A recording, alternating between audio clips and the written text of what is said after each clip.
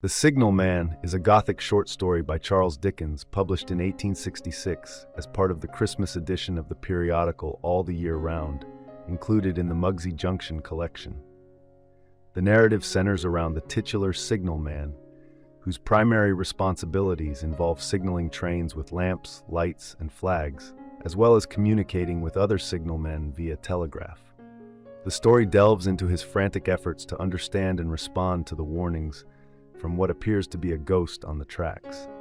The tension arises from the signalman's inability to decipher these ominous signs, which torments him as he grapples with the safety of those he oversees. The Signalman has inspired various adaptations for television and radio. Notably, in 1953, Boris Karloff and Alan Webb starred in a TV rendition for the American series Suspense, which also featured a radio adaptation. The BBC has revisited the story multiple times, with its most recent adaptation airing in December 2022. Additionally, it has been adapted for the podcast Shadows at the Door and a Hindi radio drama in India. The story begins with an unnamed narrator calling out, "Hello, below there," into a railway cutting, a channel often dug at the entrance to tunnels, addressing the signalman below.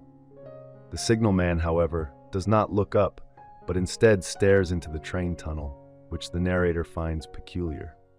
Despite this, the signalman invites the narrator to descend to the bottom of the cutting where he works.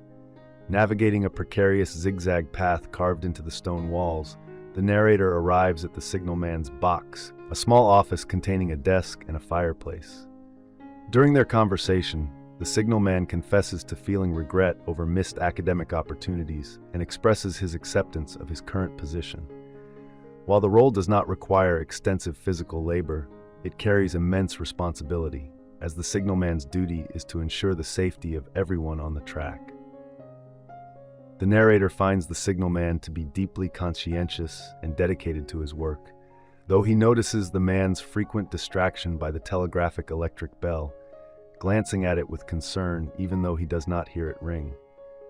At the end of their discussion, the signalman admits to being troubled and finds it very, very difficult to speak of.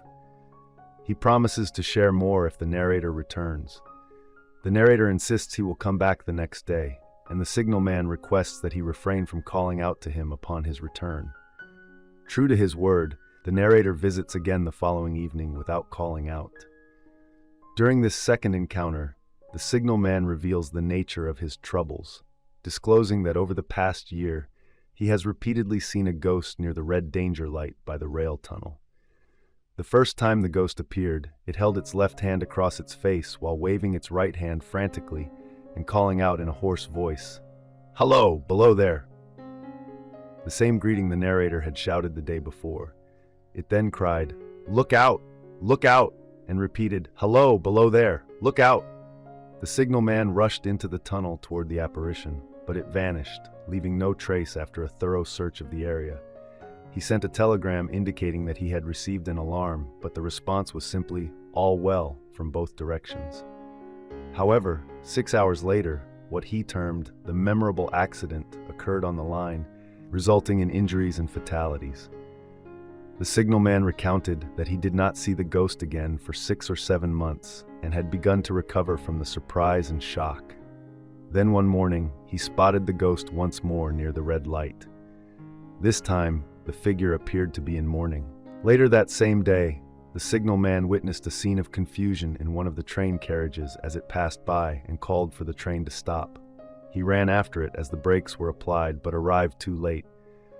A beautiful young lady had died instantaneously in one of the compartments and was brought in here, laid down on this floor between us.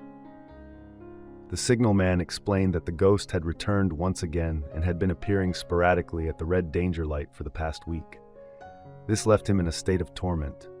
"I have no peace or rest for it. It calls to me, for many minutes together, in an agonized manner, 'Below there! Look out! Look out! It stands waving to me. It rings my little bell.'" The signalman felt helpless to prevent the suffering that, based on the last 2 incidents, seemed imminent. Though the narrator did not share the signalman's belief in the ghost, he felt a sense of responsibility for both the signalman and the train passengers and decided to help. He resolved to calm the signalman's mind immediately and, in the long term, find and accompany him to the best medical expertise available. They agreed to meet the following day.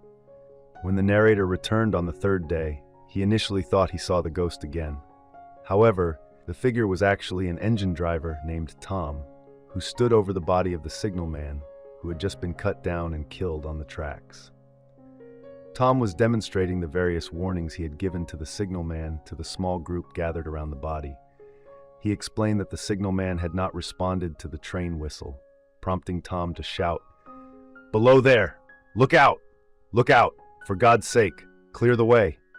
As he covered his eyes to avoid witnessing the signalman's death, continuing to wave his other arm in a futile warning.